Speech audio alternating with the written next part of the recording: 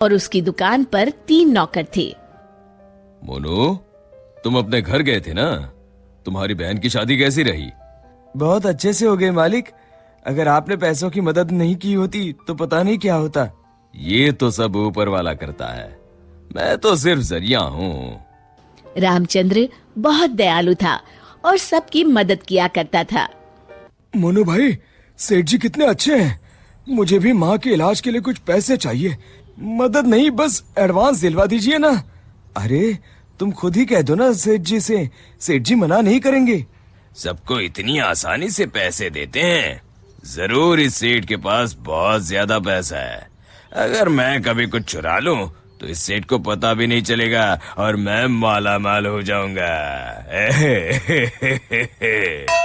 एक दिन रामचंद्र जी को हाथ में चोट लग जाती है।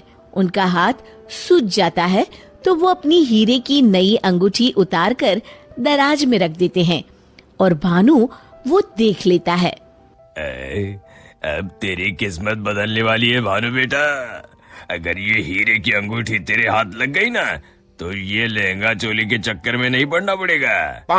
अपनी भी एक दुकान होगी, तू भी दिन भर सेठ की कुर्सी पर बैठा रहेगा, तेरे आगे पीछे नौकर चाकर घूमेंगे। सोचते सोचते भानु सपने देखने लगता है। उसे ये सब दिखाई देने लगता है। ओ भानु, क्या सोच रहा है? चल खाना खाने चलते हैं, सेठ जी भी आराम कर रहे हैं। तुम लोग जाओ यार, मेरा मन नहीं है। क्यों?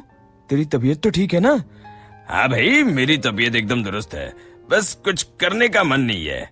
चल ठीक है, हम खाना खा के आते हैं। जैसे ही लोग बाहर जाते हैं, भानु मौका देखकर अंगूठी निकाल लेता है।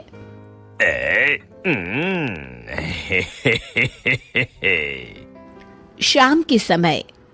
आज का हिसाब खत्म करो बच्चों, अब दुकान बंद करने का समय हो गया है। जब वे दराज खोलते हैं, अरे ये क्या, मेरी अंगूठी कहाँ गई? मोनू, भानु, भोला, तुम लोगों ने मेरी हीरे की अंगूठी कहीं देखी है क्या? कौन सी अंगूठी मालिक? क्या हुआ मालिक? अब कुछ नहीं, अब कल सुबह मिलते हैं। रामचंद्र रात भर सोचते रहते हैं। अगली सुबह। आज दुकान को दुल्हन की तरह सजाओ, हर आने जाने वाले का मुंह मीठा करवाओ, आज बड़ी खुशी का दिन है। ऐसी क्या बात है सेठ जी? दरअसल कई सालों पहले एक दिन मुझे एक हीरे की अंगूठी मिली। मैं उसे उठा के घर ले आया। उसी रात मुझे सपने में आकर एक बाबा ने श्राप दिया कि तूने पैसों के लालच में जो अंगूठी उठाई है, अब वही तेरा नुकसान करवाएगी। जब से वो अंगूठी मेरे पास थी, मुझे कहीं न कहीं घाटा होता रहता था। घर में कोई न कोई बीमार होता रहता था।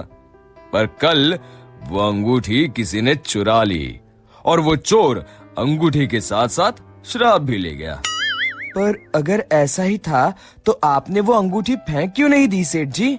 अरे बाबा जी ने कहा था कि न मैं उसे फेंक सकता हूँ, ना ही किसी को दे सकता हूँ। बस मुझे इंतजार करना है कि कोई स्वेच्छा से वो अंगूठी मुझसे ले ले। तो क्या आपका श्राप मुझे मेरा मतलब उस चोर को लग जाएगा?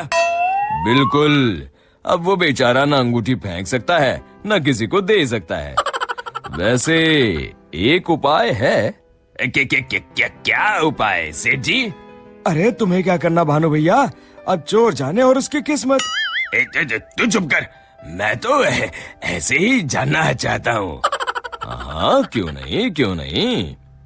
दरअसल अगर पूर्णिमा की रात को चोर हमारी दुकान के पीछे वाले बरगद के नीचे अगर अंगूठी गाड़ दे तो वो श्राप से बच जाएगा।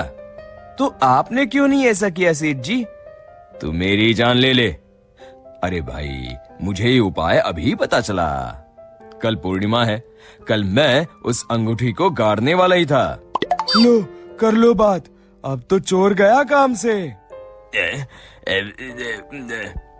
भानु पसीना पसीना हो जाता है। रामचंद्र अगली रात बरगद के पीछे छुपकर बैठ जाते हैं। तभी उन्हें एक परछाई आती हुई दिखती है। जैसे ही वो परछाई पेड़ के नजदीक आकर गड्ढा खोदने लगती है, रामचंद्र जी सामने आ जाते हैं।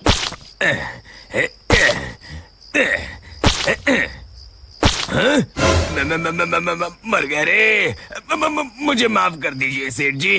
क्यों, क्या सोचने लगा भानु? माफ कीजिए, मैं हाथ जोड़ता हूँ, आपके पैर पकड़ता हूँ, मुझे माफ कर दीजिए। मुझे इस शराब से मुक्ति चाहिए। ये क्या अगड़म बगड़म बोल रहा है? शराब से मुक्ति चाहिए तो प्रायश्चित कर और कसम खा, आज के बाद कभी चोरी नहीं करूंगा। नहीं नहीं नहीं नहीं नहीं करूंगा मालिक, मुझे पुलिस को मत सौंपिएगा, चाहे नौकरी से निकाल दीजिए। मैं कल ही चुपचाप गांव छोड़ के चला जाऊंगा। मैं नया काम देख लूंगा और कभी चोरी नहीं करूंगा। वादा? वादा मालिक, वादा। अरे भाई, अगर तुम वफादारी की कसम खाओगे तो मैं तुम्हें काम छोड़कर कैसे जाने दे सकता हूँ? आप सच में महान है मालिक, आप सच में महान है। महान तो वो ऊपर वाला है।